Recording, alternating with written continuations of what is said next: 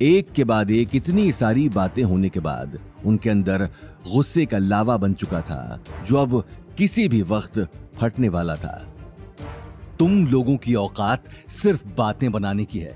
ऐसी कार तो तुम सपने में भी नहीं खरीद सकते, इसलिए दूसरों पर उंगली उठा रहे हो। आसपास खड़े लोगों को भी गौतम की बात पर यकीन नहीं हो रहा था। इसकी यही वजह थी कि गौतम को सभी निठल्ला ही समझते थे और वो सिर्फ करणवीर की कामयाबी पर उंगली उठा रहा था। लेकिन गौतम ये बात बर्दाश्त नहीं कर पा रहा था।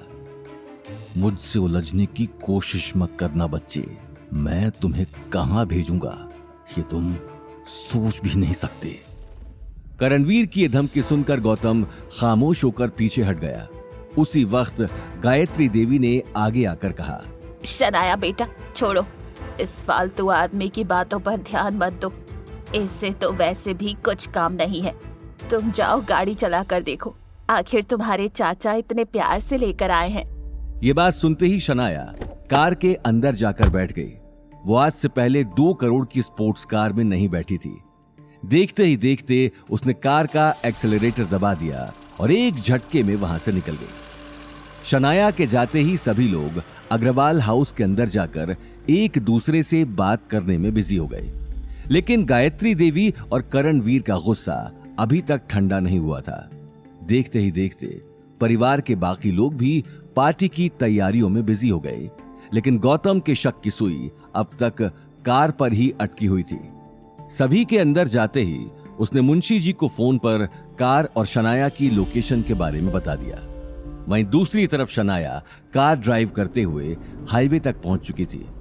एक तरफ उसके दिल में सिद्धार्थ से शादी की खुशी थी, तो दूसरी तरफ कार मिलने की खुशी थी, जिसे मनाने के लिए वो एक पल के लिए सब कुछ भूल चुकी थी। लेकिन कुछ ही देर में उसकी खुशी हवा की तरह गायब हो गई, जब उसे हाईवे के बीचों बीच बहुत सारे पुलिस वाले बैरिकेड्स लगाए खड़े दिखाई दिए।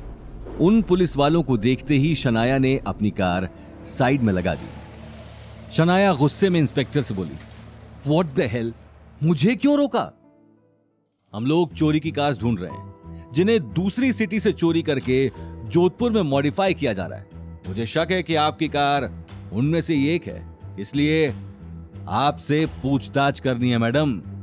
शनाया चिढ़ते हुए बोली, क्या ऑफिसर, आपको शायद कोई गलत फहमी हुई है। ये कार तो मुझे मेरे चाचा ने वेडिंग गिफ्ट दी है, ये चोरी की कैसे? अच्छा, तो फिर तो हमें आपके चाचा से मिलना पड़ेगा। हवलदार, मैडम को गाड़ी में बैठाओ और इनकी कार को पुलिस स्टेशन पहुंचा देना। इंस्पेक्टर की बात सुनते ही हवलदार एक झटके में कार लेकर वहां से निकल गया। चलिए मैडम, आपके चाचा के पास। शनाया रोते हुए बोली, सर प्लीज ऐसा मत कीजिए, आज मेरी सगाई है। आप अगर पुलिस के साथ कोऑपरेट करेंगी तो शायद आपकी सगाई अच्छे से हो जाए। शनाया चुपचाप कार में जाकर बैठ गई। वहीं दूसरी तरफ शनाया को गए हुए लगभग 1 घंटे से ज्यादा हो चुका था। परिवार के सभी लोगों को अब उसकी चिंता सताने लगी थी, और तो और अब किसी भी वक्त रघुवीर पंडित अपने परिवार को लेकर अग्रवाल हाउस पहुंचने वाला था। गायत्री देवी बार बार घड़ी में टाइम देख रही थी। सगाई की खुशी उसके चेहरे से गायब हो चुकी थी। करणवीर बेटा, क्या हुआ? कुछ पता चला? आखिर कहाँ चली गई ये लड़की? मां साहब, मैं कब से फोन लगा रहा हूं, लेकिन ये फोन ही नहीं उठा रही।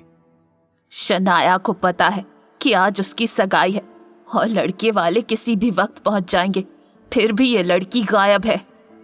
इससे पहले कि गायत्री देवी अपनी बात पूरी कर पाती, उन्हें दरवाजे के बाहर से पुलिस के सायरन की आवाज सुनाई दी। यह आवाज सुनते ही वो हैरानी से करणवीर को देखने लगी।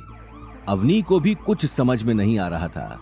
वो अगले ही पल गीता और अनिल के पास खड़ी हो गई, लेकिन गौतम पुलिस के आने की वजह अच्छे से जानता था। इंस्पेक्टर साहब, क्या हुआ? आप अचानक? गायत्री देवी अपनी बात अधूरी छोड़कर शनाया को देखने लगी, जिसके चारों तरफ पुलिस वाले खड़े थे। करणवीर अग्रवाल कौन है तुम लोगों में से? ये सुनते ही गायत्री देवी हैरानी से करणवीर को देखने लगी। करणवीर, ये सब क्या है? ये पुलिस वाले तुम्हारे? आगे की कहानी जानने के लिए देखिए अगला एपिसोड सिर्फ पॉकेट एफएम के यूट्यूब चैनल पर और रॉयल वारिस के सारे एपिसोड्स को सुनने के लिए डिस्क्रिप्शन में दी लिंक से डाउनलोड करें पॉकेट एफएम ऐप।